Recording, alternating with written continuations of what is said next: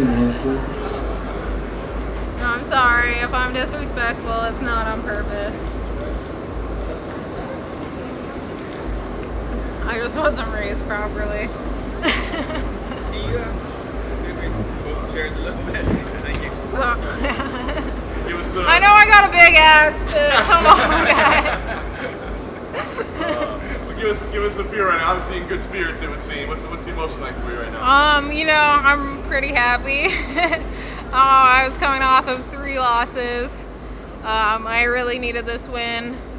I knew I could do it, and my coaches believed in me, and now I'm sitting in front of you guys. The right thing to say in that situation, obviously, is, oh, there's no extra pressure. I'm fine. I'm just focused on the fight ahead. I mean, be honest. What was the feeling like coming in tonight, knowing you've probably got to win or you're not around? I was feeling really relaxed and really ready. I really believed in myself. I was like so focused, and like when I fight, I like to be happy. Like, I enjoy being violent. That's what I like to do. And the song that came on before my walkout song, when I was standing in the arena waiting for my walkout song came on, that just pumped me up and just brought me back to who I am.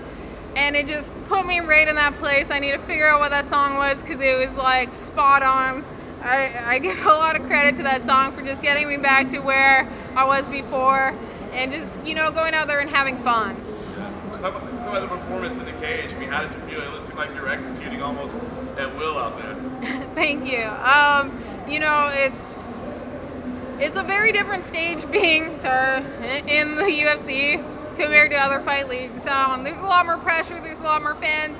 The cage feels different, the energy feels different, and it took a long time for me to get used to that, and having long layovers between fights took even longer, and being able to fight back to back, I got used to that experience, and I just felt so comfortable being back there. I felt like that was my home and that's where I belonged, and I had to do what I do best. How has this week been for you? Because obviously you didn't make weight. Was it Thanks for the reminder. Was it to do with the travel, or what would you put that down to? It might have been to do with the travel, probably not though.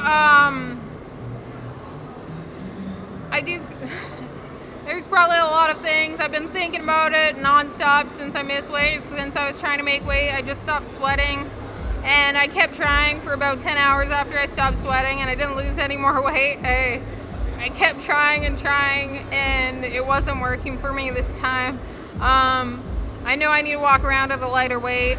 I tried to this camp and I got sick for a bit, not because I was working out more, I just got sick, and it just took a little bit of my cardio time away from me. I know I can make weight, and I'm really sorry that I didn't. I consider myself a professional, and I didn't show it with the weigh-ins. I tried my very best, and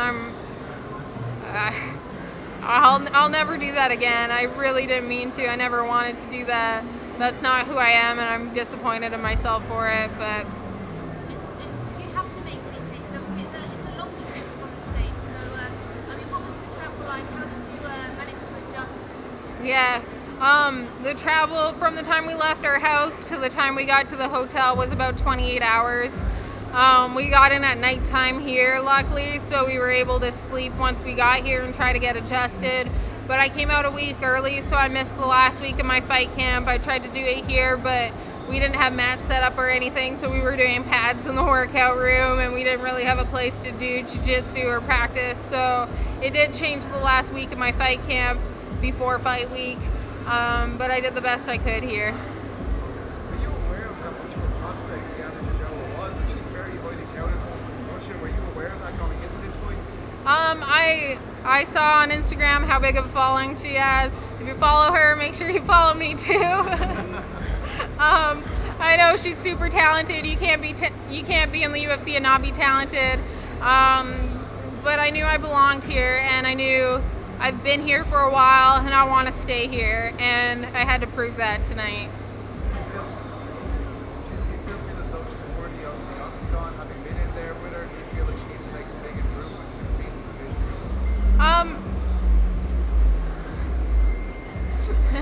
That's I think I'm one of the best. Obviously, you have to think that, even though I'm coming off of a lot of losses, I still believe in my skills and my talent, and I think I am a really tough opponent for her. I think there's better people in the division that she'd have a better chance against. I'm just not one of those people. You two were the first ladies to fight here in Abu Dhabi. So, what had been the response from maybe locals or fans, and did it feel special at all that you were making history tonight? It really hit me when I got interviewed after I found out about my fight and someone told me. I didn't realize, I had an idea that it would be the first female fight out here, but I didn't know for sure. It really blew my mind, and it was awesome because when I started training, I was the only girl in the gym, and the guys did not want me in the gym, and they tried to kick me out, and they tried to beat me up so bad that I wouldn't come back. But I just love this sport so much, and I just kept coming back, and slowly more women got accepted, and women were in strike force, and women started making their way in the sport, and hopefully we can do that out here too. How Sorry. do you celebrate tonight? Probably by going to bed. It's probably like 3 hours past my bedtime. No Cheesecake Factory? Probably. We were gonna go last night, not to eat cheesecake because I wait till after my fight to pig out. But it looked like there was a huge lineup, and I was hungry, so we went to a sushi place in the mall instead. Will you spend a little bit of time here in Abu Dhabi before you go back? Or? So we actually have quite a few plans after this. We spent 2 weeks here almost. We're heading to Dubai tomorrow. We're going to spend 3 days there. We're going to go zip lining and see the Burj Khalifa, do a safari, and we're going to document it all on our Hungry Travel Ninjas on Instagram. We also got a YouTube channel that has no content on it yet, but it will. So subscribe to us so that we can get money for it. Yeah, we're going to document it all going there, and then we're going to Turkey for 3 weeks. We're going to rent a car, drive around the country, see a bunch of sites there.